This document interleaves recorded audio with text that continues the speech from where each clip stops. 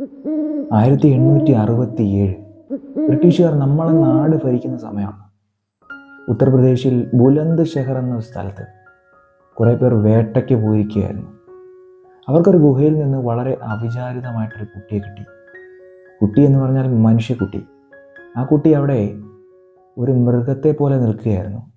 അവർ ആ കുട്ടിയെയും കൊണ്ട് ഗ്രാമത്തിലേക്ക് വന്നു. അവിടെ ആഗ്രയിൽ ഒരു അനാഥാലയത്തിൽ ആ കുട്ടിയെ അവർ പാർപ്പിച്ചു.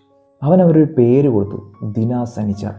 പക്ഷേ ഏറ്റവും വിചിത്രമായ കാര്യം, ആ കുട്ടി മനുഷ്യരെ പോലെ പെരുമാറുന്നവനല്ല എന്നായിരുന്നു. അവനൊരു മൃഗത്തെ പോലെയായിരുന്നു പെരുമാറിക്കൊണ്ടിരുന്നത്. മൃഗത്തെ പോലെ നിൽക്കുക, മൃഗത്തെ പോലെ നടക്കുക, മൃഗത്തെ പോലെ മറ്റുള്ളവരോട് പെരുമാറുക. കാരണം അവനെ വളർത്തിയത് ഒരു കൂട്ടം ചെന്നായ്ക്കളായിരുന്നു. ഏതാണ്ട് 20 വർഷത്തോളം അവൻ ആ അനാഥാലയത്തിൽ കഴിഞ്ഞെങ്കിലും മനുഷ്യരുടെ പല ചിട്ടകളും അവൻ പഠിച്ചതേയില്ല. മനുഷ്യഭാഷ പോലും അവന് സംസാരിക്കാൻ അറിയില്ലായിരുന്നു. അവനെപ്പോഴും ആംഗ്യ ഭാഷയാണ് ഉപയോഗിച്ചത്. അവൻ കഴിക്കാൻ ഇഷ്ടപ്പെട്ടിരുന്നത് പച്ച മാംസമായിരുന്നു. മൃഗങ്ങളെ പോലെയായിരുന്നു അവൻ വെള്ളം കുടിച്ചിരുന്നത്. 20 വർഷത്തോളം അവൻ ആ അനാഥാലയത്തിൽ കഴിഞ്ഞു.